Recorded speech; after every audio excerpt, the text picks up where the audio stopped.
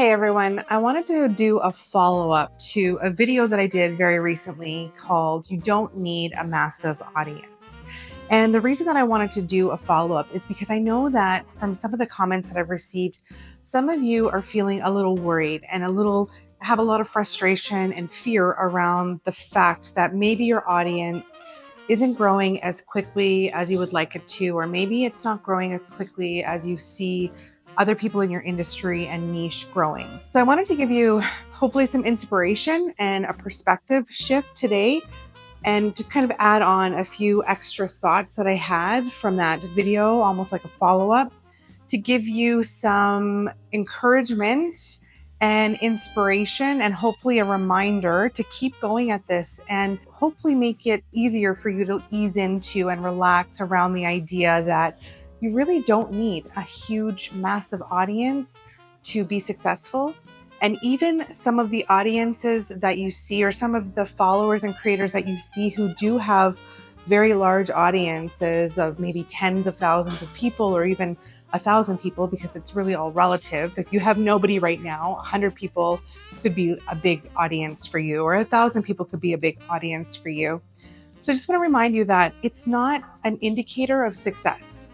Having a big audience, it doesn't necessarily equate to somebody who has a thriving, successful business. I'm going to head outside because my dogs are barking downstairs and I didn't want you to hear them. But I guess what I'm trying to say is some of the people that you see online who have very large audiences and you think, well, I want to have that large audience, or they must be killing it. They must be able to quit their full-time job, or they might be able to, earn the salary that is going to give them a comfortable lifestyle where they don't have to worry anymore. But that's not always necessarily the case.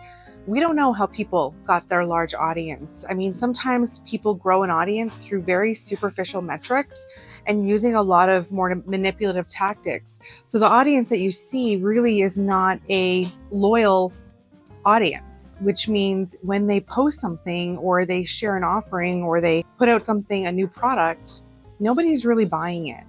Or, these are people who there's a lot of turnover in their audience. They might sign up for a freebie and then the next week they're gone. So I don't want you to kind of get sucked into the idea that having a big audience is like the end all be all of like a thriving business, because it really isn't. And so I want a couple of things that I thought might be helpful to share with you. One idea that I love from a creator that I follow, who is in the slow business, more ethical kind of marketing space. Her name is Jen Carrington. She's great. If you haven't checked out her content, I'll link her below as well. But one of the things and the ideas that she shares with her audience is to really go deep, not wide.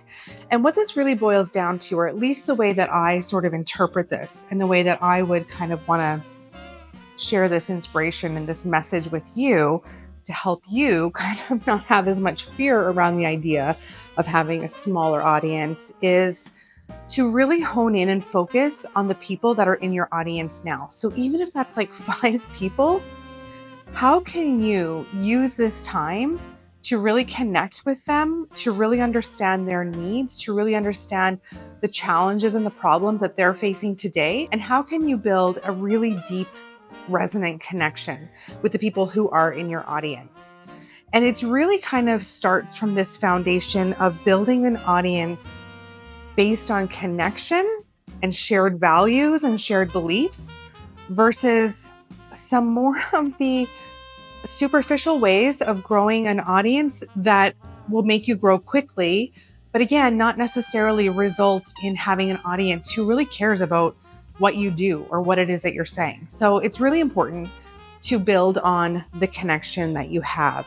So rather than trying to use all of your energy to attract more people into your following, using your energy to grow an audience, use your energy, or I should say conserve your energy, by really focusing on the people that are following you now. So even if that's on an audience of 100 people, that's 100 people. How could your business grow if you had Like, how could your business grow and be impacted in a positive way if you had 100 people who really cared about what it is that you do and what you offer? Like, what would be different about the way that you show up for your audience if you knew that 100 people cared about what you had to say? And 100 people, when you put out an offering or when you put out a new piece of content, you know that those people really need to hear the message. Like, how different would that change the way that you're showing up already? So that's the first place that I would really encourage you to look at, is just how can you go deeper with your audience? How can you create more depth with your audience and for the people who are following you now, currently, versus trying to throw your net out into this vast sea of people, trying to kind of get anybody into your following, to have a bigger audience, with the misunderstanding and the misconception that that's going to lead to more success in your business. That's going to make you grow faster. I know that when you go deep and you start to you start to focus on building a deeper connection with the people who are following you now, by really getting to know and understand where they're at, what challenges they're faced with, what are some of the problems that they're dealing with in their life, however your business or however your work supports your audience, then your business is going to grow eventually, because your content is going to become so much more resonant. It's going to become so much more clear, and it's going to speak to people in a very meaningful way. And that's what's going to be the driving force in helping your audience to grow. So you don't need to worry about, X, Y, or Z tactic for trying to grow your audience. That is, in my opinion, a really quick and easy way to burn yourself out. Of course, there are things that we can do to make the process a little smoother and a little faster for ourselves, by being clear about our message, by showing up on a more consistent rhythm so that our audience starts to build trust with us, and we have more opportunities to get our message out there. Of course, all of those things impact it. But rather than trying to spread ourselves too thin so that we have more eyes on our work, think about, what does your audience really need to hear from you right now, and how can you deliver that? What are 3 pieces of content that you can create that's going to help your audience, like today, to move forward? That's going to help your audience right now transform something small, make a small shift in their life that's going to give some type of impact and really help them, right? Because when that starts to happen and you start to see that your work is really supporting the people who are in your audience now, they're going to engage with you more. They're going to feel that connection with you. They're going to want to stick around. They're going to pay attention when you post things. All of these things are going to start to have an impact on them. And you're going to see your audience grow just based on the simple fact that you're creating very deep and resonant content. And then that's going to start to take off. So don't worry so much about trying to get all of these people into your following. I guess if there's anything that I want you to take away from this video, it's really that things are going to really start to happen for you when you're not worried about growing an audience, when you're really just focused more about getting to know your audience and creating really resonant, deep content that's going to offer value for them.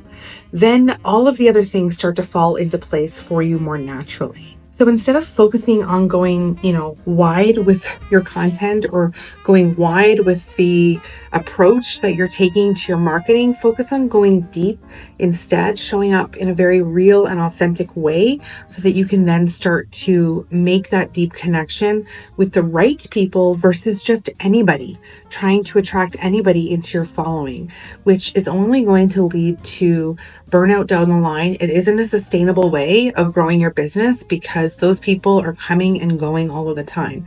You really want to take the slower, more meaningful and thoughtful approach, which yes, it might take a little extra time.